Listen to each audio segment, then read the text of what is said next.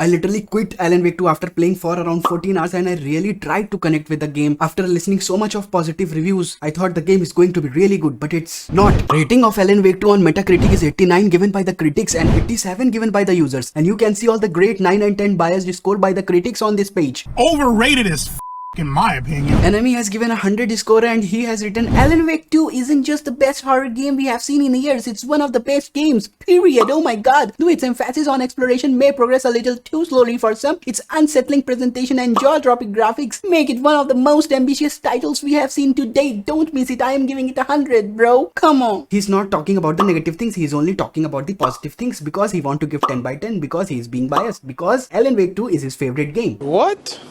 Bro, what are you talking about, man? And the negative things are so clear. The gameplay is really not good. The investigations are too much. The puzzle solvings are too much. The combat is really less. Most of the time I find myself walking in Alan Wake 2. They should have focused a bit on that too. They have focused really good on the graphics, the visualization, the horrors, the psychological movements and everything, the story makeup. But the most important thing that we do in a game is the gameplay. That is very bad. Do me a favor, please.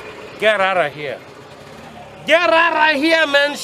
I'm saying. I am not saying that the investigation and puzzle solving missions are bad. They are good, but they have excessively put them all over Alan Wake 2, and some of them even feels repetitive, which is a big turn off for me. The beginning of Alan Wake 2 really felt so great to me with Saga, how she started the investigation and how Saga starts to unfold big suspects, and the first boss was also quite scary and its boss fight was also great and quite engaging. And then after that I really was more excited for Alan's entrance in Alan Wake 2, but his gameplay was really a turn off for me because it felt overly laid on boring puzzles which were way worse than Saga's investigation and gameplay. And also Alan's gameplay also had a very less combat which made it more boring, and most of the time I found myself walking with Alan Wake, and that was really the worst part of Alan Wake 2 for me. Saga's gameplay feels somewhat good, but Alan's gameplay is too bad. As I progressed through Alan Wake 2 for around 8 hours journey, I was expecting more gameplay engagement in combats, but it felt very constant. The later bosses were also not that good. Though the story was going great with both Saga's part and Alan's part, and I loved how smartly Alan Wake 2 game is connecting both the protagonist stories. Actually the graphics, ambience, horror and the story was the only reason I kept on playing Alan Wake 2. And this critic Games Hub has also given 100 score, and what they are saying is, Alan Wake 2 almost feels mad in its approach with an overwhelming array of threats in the tale that threaten to collapse under pressure at any moment, yet with clear and incisive logic matched with the devotion to delightful absurdity, the team at Remedy has managed to craft a breathtaking story. Oh my god, one that plays out in clever, fascinating and horrifying ways. So you can see in their review that they are only talking about the story. They are just talking about it as if it is a movie. Fucking go to IMDb, bro. Don't come here on Metacritic to review. And you can see all the reviewers, they are just talking about the story, epic thrill, horror, and they are just forgetting about the game. When I reached around 12 to 14 hours into Alan Wake 2, I really started to feel completely bored with Alan Wake 2. Though the story had a lot of suspenses uncovering, but even the story was being bended too much that I started to feel a bit off. Alan Wake 2 started bringing too many new characters in the story in a short time, and I was really not able to connect with them properly. Then I also started to lose a bit of my interest from the story as well. And also the way of showing their psychological mind-bending horror and jump scares started to feel kind of same and repetitive, which gradually decreases my excitement for the horror in Alan Wake 2 as well. So I was playing the game only for the story and psychological thriller, which also wasn't hitting me that much later in the Alan Wake 2, and the gameplay was of course shit. Now you may be understanding why I quit the game. So IGN has posted about Alan Wake 2 where they are highly praising Alan Wake 2, and I have written a comment here. Okay, I don't know why people are overhyping this game. I am just having a very decent time with this game. It's too low as compared to Resident Evil 4 remake, and now see the reactions of people. This is going to be fun. So this guy George Vivek replies to me, nobody overhypes anything. The game is a gem and games like this don't come often. Spider-Man, Zelda, Baldur's Gate, these are overhyped. Alan Wake 2 deserves the GOTY by all means. Maybe horror isn't for you then, and you should try something else. I'm having an orgasm here. Alan Wake 2 has given me an orgasm here. So bro is saying that Alan Wake 2 is such a unique game that it surpasses all the 3 best games of the year, that is Baldur's Gate 3, Spider-Man 2,